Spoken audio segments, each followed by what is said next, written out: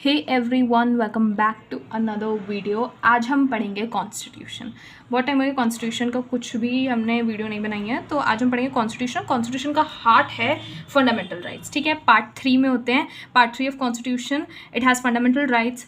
We will start with article 12 which is titled as the definition. वैसे originally fundamental rights article 14 से चालू होते हैं which is equality before law, but 12 and 13 article are also important. So let's see what article 12 states. First, it's titled as definition. It states, in this part, unless the context otherwise requires, the state includes the government, the Parliament of India, and the government and the legislature of each of the states and all local authorities within the territory of India or under the control of the government of India. ठीक है। अब section 12 में सबसे पहले हमने एक चीज़ को define किया है और एक चीज़ का एम्बिट बताया है। किस चीज़ का? स्टेट का। स्टेट क्या होता है, स्टेट के अंदर कौन कौन सी अथॉरिटीज़ आती है, उसका जो डेफिनेशन है, उसका जो एम्बिट और स्कोप है, वो हम आर्टिकल 12 में वी हैव डिफाइंड। आर्टिकल 12 बोलता है कि जितनी भी गवर्नमेंट के अंडर अथॉरिटीज़ आती हैं, जैसे कि government itself, parliament of India, ठीक है, उसके साथ साथ स्टेट गवर्नमेंट जितनी है, लेजिस्लेचर है दोनों स्टेट का, स्टेट के जितने भी लेजिस्लेचर्स हैं, ठीक है, वो लोकल अथॉरिटीज़ ऑल्सो, जो कि गवर्नमेंट डायरेक्टली या इनडायरेक्टली ऑथराइज करती है, गवर्नमेंट का कंट्रोल है उन लोकल अथॉरिटीज़ के अंदर।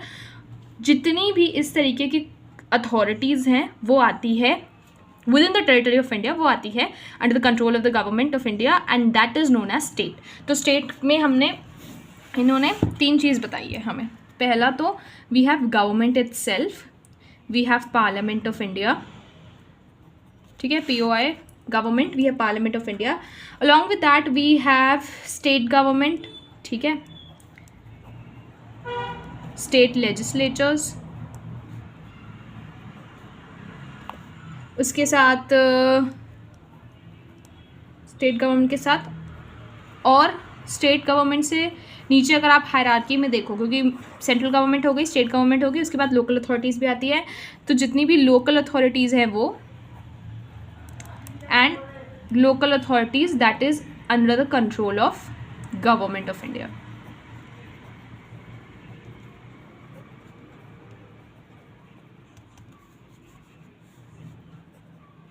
ठीक है, local authorities that is under the control of government of India. तो ये जो है हमारा स्टेट का हो गया डेफिनेशन और स्टेट का हो गया स्कोप, कि स्टेट किन किन चीज़ों को बोला जाता है, किन किन चीज़ों को रेफर किया जाता है। ठीक है, अब हम आर्टिकल 12 में स्टेट को क्यों डिफाइन कर रहे हैं वो हम आगे समझेंगे जब हम आर्टिकल 14 से चालू करेंगे। ठीक है, अभी वी प्रोसीड विद आर्टिकल 13। अब आर्टिकल 13 क्या बोलता है? It states laws inconsistent with और in derogation of fundamental rights. Fundamental rights article 14 से चालू होते हैं, हम लोग पढ़ेंगे। लॉज इनकंसिस्टेंट बोल रहा है, जो मतलब लॉज यहाँ पे ऑलरेडी एग्जिस्टिंग लॉज जो हैं, ठीक है, जितने भी एग्जिस्टिंग लॉज उनकी बात हो रही है, तो वो लॉज जो कि इनकंसिस्टेंट मतलब कि अगेंस्ट में है फंडामेंटल राइट्स के, या डेरोगेशन मतलब वॉयलेटिव है, वॉयलेटिव ऑफ फंडामेंटल राइट्स है, मैंने अंडामेंटल बोल दिया, okay, so violative of fundamental rights है, that is titled, that is the title कि जो लॉज दैट इज इनकंसिस्टेंट और इन डेरोगेशन, डेरोगेशन मतलब वॉयलेशन, कॉन्ट्रावेंशन, ठीक है, of fundamental rights. Fundamental rights कहाँ से कहाँ तक है? 14 से चालू होते हैं हमारे फंडामेंटल राइट्स, ठीक है, तो 14 to 30 जितने भी फंडामेंटल राइट्स हैं that must not be violated और that must not be contravened. Subsection 1 क्या बोलता है? All laws in force in the territory of India immediately before the commencement of this constitution in so far as they are inconsistent with the provision of the part shall to the extent of such inconsistency be void. Void का मतलब क्या होता है? Void का मतलब होता है not effective, not effective. अगर लॉ में देखो तो it means with no affect, without any effect. Void का मतलब होता है कि उस चीज़ का कोई अफेक्ट नहीं, that is just non existence, that becomes non existence.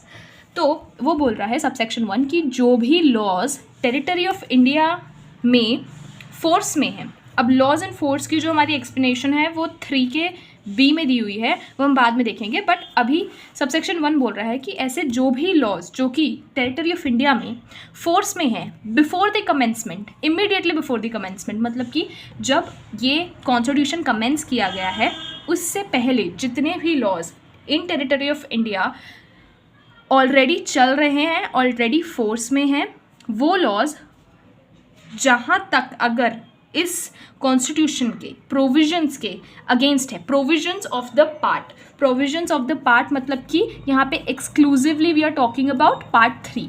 Okay, so I help you with describing this subsection 1 is कि देखो इसमें क्या क्या है, पार्ट में डिवाइड करते हैं इनको. ऑल लॉज एंड फोर्स, ठीक है, क्या बोल रहा है, इमीडिएटली, ये याद रखना phrase, immediately before the commencement, immediately before the commencement, commencement किसका, कॉन्स्टिट्यूशन का, ठीक है, immediately before the commencement of constitution shawl be void, ये वॉइड होंगे if they will be void up to the part they are inconsistent or to the extent they are inconsistent, ठीक है, to the extent they are inconsistent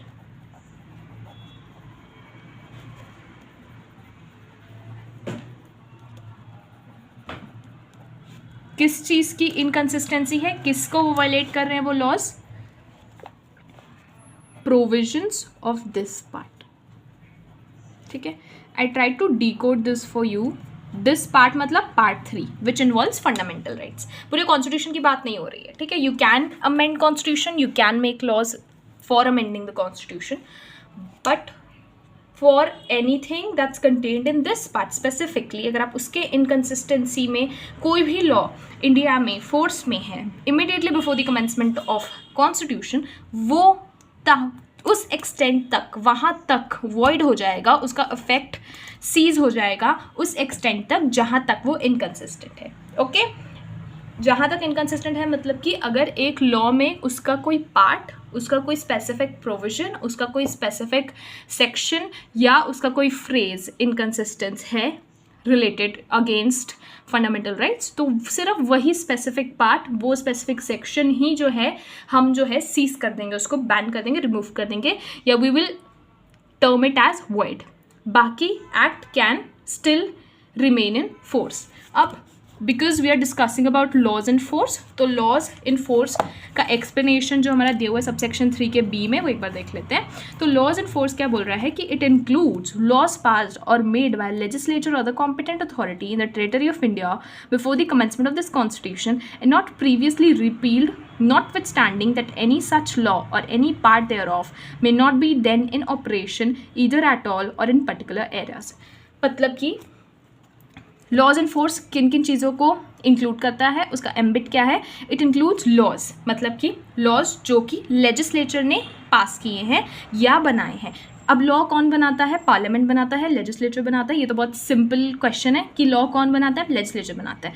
तो laws and force is that law that's made or passed by legislature or any other competent authority. Competent authority मतलब ऐसी कोई authority जो कि laws बनाने के लिए एबल है, जो कि लॉज बनाने के लिए ऑथराइज्ड. ऐसी कोई अथॉरिटी के द्वारा भी अगर ऐसा कोई लॉ बनाया गया है या पास किया गया है जो कि टेरिटरी ऑफ इंडिया पे अप्लाई करता है, ठीक है, इंडिया में एज अ होल वो अप्लाई कर रहा है just before the commencement of this constitution, मतलब कि वो लॉ कॉन्स्टिट्यूशन से पहले से चलता आ रहा है. ओके, वो कॉन्स्टिट्यूशन के पहले से चलता आ रहा है, तो वो है लॉज इन फोर्स.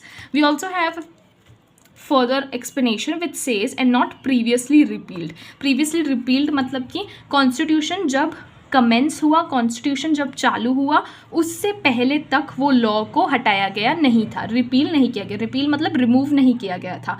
कॉन्स्टिट्यूशन जब कमेंस हुआ, अगर उसके बाद क्योंकि वो इनकंसिस्टेंट है तो वो तो रिपील होना ही है, पर कॉन्स्टिट्यूशन से पहले it has not been repealed और it has not been removed. तो वो लॉ को, वैसा कोई लॉ जो कि लेजिस्लेचर ने पास किया है या कोई कॉम्पिटेंट अथॉरिटी ने पास किया है, वो लॉ को हम बोलेंगे लॉज इन फोर्स, जो कि कॉन्स्टिट्यूशन के आने से पहले तक रिपील या रिमूव नहीं हुआ है.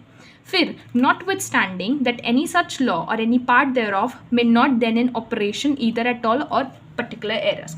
नॉट विथ स्टैंडिंग मतलब कि इट डज़ नॉट मैटर, या ये इससे फ़र्क नहीं पड़ेगा दैट वो लॉ जो है उस समय जब वो अप्लाई किया गया तब वो कुछ पार्ट में अप्लाई नहीं हुआ है और तब वो ऑपरेशन में नहीं रहा है। नॉटविथस्टैंडिंग मतलब कि ये क्राइटेरिया नहीं है कि देखो आप ये बोल रहे हो कि आप इस लॉ को रिमूव तो कर रहे हो बट ये लॉ तो ऑपरेशन में ही नहीं था, तो उसको ऑपरेशन में होना या उस लॉ का पर्टिकुलर एरियाज़ में एक्ट करना। पर्टिकुलर एरियाज़ मतलब कि काफ़ी लॉज होते हैं जैसे कि स्टेट अमेंडमेंट्स होती हैं। स्टेट अमेंडमेंट में स्टेट सिर्फ अपने स्टेट के लिए, मतलब स्टेट गवर्नमेंट सिर्फ अपने स्टेट के लिए ऐसी अमेंडमेंट्स लेके आती है लॉ के लिए जो सिर्फ उनके स्टेट में अप्लाई होती है, ठीक है। तो वो पर्टिकुलर एरियाज़ में ही अप्लाई करती है। तो वो वही बात कर रहा है कि अगर लॉ ऐसा हुआ जो कि पूरे इंडिया में ऑपरेट नहीं कर रहा है, जो पूरे इंडिया में अप्लाई नहीं कर रहा है या फिर बिल्कुल भी ऑपरेट नहीं कर रहा है, तो उससे कोई फर्क नहीं पड़ेगा। वी वुड कंसिडर दैट, ठीक है। That's not a consideration, that's not a matter to consider, उससे फ़र्क नहीं पड़ेगा। Notwithstanding means we are not taking that into consideration. क्या नहीं कंसिडर कर रहे हम कि वो ऑपरेशन में उस वक्त है या नहीं, ओके, इज इट फॉलोड और नॉट, और secondly that is it followed in particular areas और नॉट, कि मतलब वो सिर्फ पर्टिकुलर एरिया के लिए ही बना है या नहीं बना है, या सिर्फ उस पर्टिकुलर एरिया पे ही हम उसको अप्लाई कर रहे हैं, उससे कोई फ़र्क नहीं पड़ेगा। अगर कोई लॉ है जो कि लेजिस्लेचर ने बनाया है, जो कि टेरिटरी ऑफ इंडिया के लिए बना है और कॉन्स्टिट्यूशन के चालू होने से पहले वो रिपील नहीं हुआ या रिमूव नहीं हुआ, तो वो लॉ को हम बोलते हैं लॉज इन फोर्स। और जो भी लॉ इन फोर्स कॉन्ट्रावीन करेगा फंडामेंटल राइट्स को, वैसे laws will be considered as void, ठीक है। I hope you are clear with laws in force. Very simple but I will try to decode it once again for you. एक बार मैं लिख भी लेती हूँ कि what are the phrases that you need to keep in mind. अगर कोई पूछे तो what is laws in force, ठीक है। Let's make a phrase, one phrase ladder बना के देते हैं। ऑल लॉज इन फोर्स क्या है इसका डेफिनेशन, या मतलब इसका डिकोडिंग क्या करेंगे हम कि laws passed slash made by legislature other competent authority, ठीक है। This is the first phrase. Then next we have which is not repealed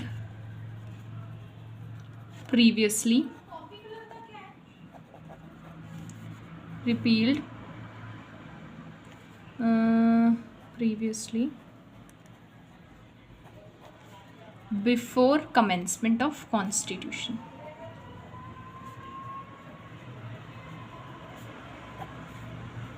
before commencement of constitution. One more very important thing is notwithstanding. Notwithstanding in the sense कि not considering, ये जो हम अभी बोले कि ऐसा लॉ जो कि लेजिस्लेचर ने पास किया है, लेजिस्लेचर ने बनाया है, कोई कॉम्पिटेंट अथॉरिटी ने बनाया और जो कि कॉन्स्टिट्यूशन के आने से पहले रिमूव नहीं हुआ, इस चीज़ में हम दो चीज़ें कंसिडर नहीं करने वाले। We won't consider it. क्या? पहला कि अगर आप बोल रहे हो कि वो जो लॉ है दैट लॉ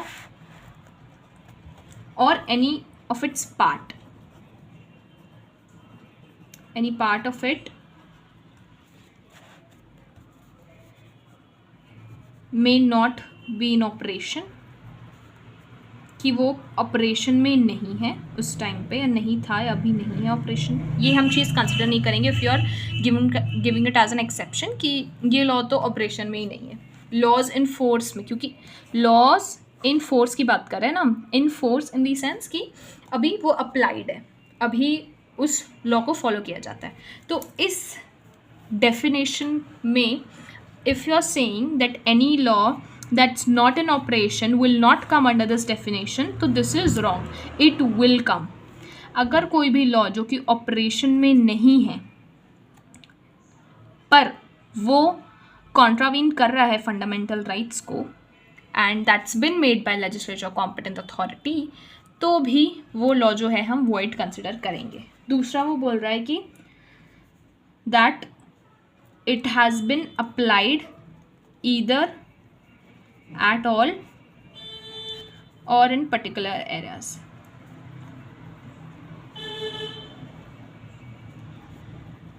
तो इसमें ये लॉज, इसमें वो लॉज भी आएंगे, इस डेफिनेशन के स्कोप के अंदर वो लॉज भी आएंगे जो कि अप्लाई सिर्फ एक पर्टिकुलर एरिया में ही कर रहे हैं, जैसे कि स्टेट अमेंडमेंट्स हो गई या कोई भी ऐसा लॉ जो कि एक पर्टिकुलर एरिया के लिए बना है, ना कि होल ऑफ इंडिया के लिए बना है। तो इस डेफिनेशन के अंदर ये दो कैटेगरीज भी आएंगी। नॉट विद स्टैंडिंग का मतलब है that we don't consider this an exception, इसको हम एज एन एक्सेप्शन नहीं लेंगे। ये दो कैटेगरीज भी लॉज एंड फोर्स के डेफिनेशन के अंदर आएंगी। तो अगर इन दोनों कैटेगरी में भी लॉ आ रहा है तो भी if it contravenes fundamental rights it still must be termed as void. So this was our section, subsection, I think not subsection, it was clause 1, यहाँ पे इसको clause बोलते हैं। I've been doing a lot of other I think acts, therefore मैं सब में subsection बोल रही हूँ, but this is known as a clause। ठीक है, Article 13 clause 1, so clause 1 done। Clause 2, let's see clause 2। clause 2 क्या बोलता है? The state shall not make any law which takes away or abridges the right conferred by this part, and any law made in contravention of this clause shall to the extent of the contravention be void। ठीक है, अब subsection 1 क्या clause 2, what does clause 2 says? clause 2 says कि ये state की duty बनती है कि वो ऐसा कोई भी लॉ ना बनाए, क्योंकि अभी तक जो बने हुए थे वो तो हम सबसेक्शन 1 में वॉइड कर देंगे, बट इसके बाद कमेंसमेंट ऑफ कॉन्स्टिट्यूशन के बाद ये स्टेट की ड्यूटी बनती है। ड्यूटी के साथ साथ it's a mandatory for state to not make any law, कोई भी ऐसा लॉ ना बनाए जो कि राइट्स जो कि इस पार्ट के अंदर दिए गए हैं। Okay, we are talking about the rights that's been given under this part. वो राइट्स जो कि इस पार्ट के अंदर दिए हुए हैं उनको मतलब उनको अब्रिज करे, उनको वायलेट करे या उनको ले from the people of India, या फिर उन राइट्स को टोटली टेक अवे कर ले। तो स्टेट के पास ये अथॉरिटी नहीं है, एंड स्टेट की ये ड्यूटी है कि ऐसे लॉज बनाए जो कि कॉन्ट्रावीन ना करे फंडामेंटल राइट्स को और rights that's been given in this part उनको। सेकेंड क्या बोल रहा है, एंड के बाद वाला पार्ट क्या बोलता है कि any law that is made in contravention of this clause shall to the extent of the contravention be void. मतलब कि कमेंसमेंट के बाद अगर कोई भी ऐसा लॉ बनता है जो कि इस क्लॉज को कॉन्ट्रावीन कर रहा है, इस क्लॉज को कॉन्ट्रावीन कर रहा है, मतलब कि ऐसा लॉ जो कि वॉयलेट करता है फंडामेंटल राइट्स को, तो वो क्लॉज उस एक्सटेंट तक, उस कॉन्ट्रावेंशन के एक्सटेंट तक, उस वॉयलेशन के एक्सटेंट तक, वही मैंने आपको बताया कि अगर किसी एक्ट में कोई पर्टिकुलर सेक्शन वॉयलेटिव है फंडामेंटल राइट्स, वॉयलेटिव है of this part 3 of constitution, तो वो सेक्शन हम हटाएंगे। हम पूरा का पूरा लॉ नहीं हटा सकते, हम पूरा एक्ट नहीं हटाएंगे, हम उस सेक्शन को हटा देंगे। Okay, so that what this means, मतलब कि टू द एक्सटेंट मतलब जहाँ तक it contravenes the fundamental rights, उस एक्सटेंट तक we will take away that law, we will term that law as void. That what subsection 2 states. Subsection 1 में we were talking about laws जो कि commencement of constitution से पहले violative है fundamental rights के। मैंने फिर सबसेक्शन बोल दिया, I am so sorry. Clause 1 में we were talking about those laws that are contravening of fundamental rights that are already in force before the commencement of constitution, and in subsection in clause 2 state we are talking about the laws that state shall not make after commencement of the constitution. Any law that takes away or bridges the right that is given in part 3, that state shall not take or shall not make any law against that right. तो clause 2 that what it says. Now clause 3 हमने B तो कर लिया है, laws in force। clause 3 का ए जो है वो लॉ डिफाइन करता है जो कि हमने क्लॉज 2 में पढ़ा वो लॉ। तो क्लॉज 2 कौन से लॉ की बात कर रहा है? इट इंक्लूड्स एनी ऑर्डिनेंस मतलब कि प्रेसिडेंट मेड लॉ को ऑर्डिनेंस बोलते हैं। कोई भी लॉ जो कि प्रेसिडेंट बनाता है at the time when parliament is not in session और इमीडिएट ज़रूरत होती है लॉ बनाने की, तो ऐसे लॉ को ऑर्डिनेंस बोला जाता है। तो लॉ में ऑर्डिनेंस भी आता है, ऑर्डर भी आता है, मतलब कोर्ट का ऑर्डर, बाय लॉ भी आता है। बाय लॉ का मतलब होता है लोकल लॉ, लोकल अथॉरिटी के द्वारा बनाया गया law. Any rule, any regulation, ठीक है, कोई भी रूल हो गया, रेगुलेशन हो गई। नोटिफिकेशन मतलब जो इंडिया का ऑफिशियल गैजेट है, अगर आप उसमें कोई नोटिफिकेशन डाल रहे हो which is in contravention of fundamental rights, ऐसी कोई भी नोटिफिकेशन आ रही है उस ऑफिशियल गैजेट में, तो that are also in come under the scope of law. फिर एनी कस्टम और usage having in the territory of India the force of law. Any custom और usage, any custom of usage मतलब कि कोई भी ऐसा कस्टम या usage जिसको हमने एज अ लॉ अब बना लिया है. जैसे कि अगर आपने हिंदू लॉ पढ़ा होगा या मुस्लिम लॉ पढ़ा होगा तो उसमें काफ़ी बार ऐसा हुआ है कि हिंदू कस्टम्स जैसे कि सतपति हो गया, that is given under section 7. Satpathy section 7 of Hindu marriage act में दी हुई है ना. If you have seen that, if you have not, तो इट्स अ लॉ. कैसे बना लॉ? कस्टम से. इंडिया में हिंदू लोग जो हैं वो प्रैक्टिस करते हैं सतपति, दैट इज़ 7 बार फेरे लेना. तो वो कस्टम है हमारा कि हम 7 बार फेरे लेते हैं within the fire, like not within the fire, around the fire, right? So वो कस्टम हमारा लॉ का फोर्स कब बना? जब हिंदू मैरिज एक्ट में सेक्शन 7 में उसको एज अ कस्टम हमने एक्सेप्ट किया. तो ऐसा कोई भी कस्टम जिसका फोर्स है इंडिया में एज अ लॉ, वो कस्टम भी अगर पार्ट 3 के कॉन्ट्रावेंशन में होगा या ऐसी कोई यूसेज जो कि हमने एज अ लॉ बना दी है, क्योंकि Hindu marriage act is a law, तो सेक्शन 7 के अंडर ये एक रिचुअल है बहुत इंपॉर्टेंट. अगर आपका Satpathy you have not taken 7 round around the fire, it's a very essential for Hindu marriage, ठीक है. तो it's a law, it has become a law. तो अगर ऐसा कोई भी लॉ होगा जो कि कॉन्ट्रावीन करेगा फंडामेंटल राइट्स को, तो उस लॉ को भी उस कस्टम को जो कि लॉ बन गया उसको भी हम लोग वॉइड कर देंगे. तो ये था हमारा लॉ का definition. Ordinance, order, bylaw, rule, regulation, notification, custom or usage that is having the force of law in India. Okay, now we have subsection 4. Subsection 4 states, nothing in this article shall apply to any amendment of this constitution made under article 368. मतलब कि इस article में जो भी हमने अभी तक बोला वो अगर हम कॉन्स्टिट्यूशन को अमेंड कर रहे हैं अंडर आर्टिकल 368 उस पर अप्लाई नहीं की जाएगी. मैं आपको इसका बहुत ही अच्छा एग्जाम्पल देती हूँ कि हमारे फंडामेंटल राइट्स में पहला we also had a right to property, और वो राइट जो है it was taken away from the people by the state by an amendment. एक अमेंडमेंट आई जिसके बाद right to property which was a fundamental right it was removed. तो subsection 4 वही बोल रहा है. सबसेक्शन 4 हमारा 24th अमेंडमेंट से लाया गया था कॉन्स्टिट्यूशन में, पहले नहीं था ये. तो 24th अमेंडमेंट एक्ट 1971 के थ्रू आया. यहाँ पे जो फुटनोट दी हुई है यहाँ पे देख लेना. तो 24th अमेंडमेंट एक्ट के थ्रू आया हमारा सबसेक्शन 4, और सबसेक्शन 4 यही बोलता है कि जस्ट बिकॉज कॉन्स्टिट्यूशन के अमेंडमेंट जो कि आर्टिकल 368 में दिए कि आप कॉन्स्टिट्यूशन को अमेंड कर सकते हो, you have the right to amend the constitution, to change the constitution.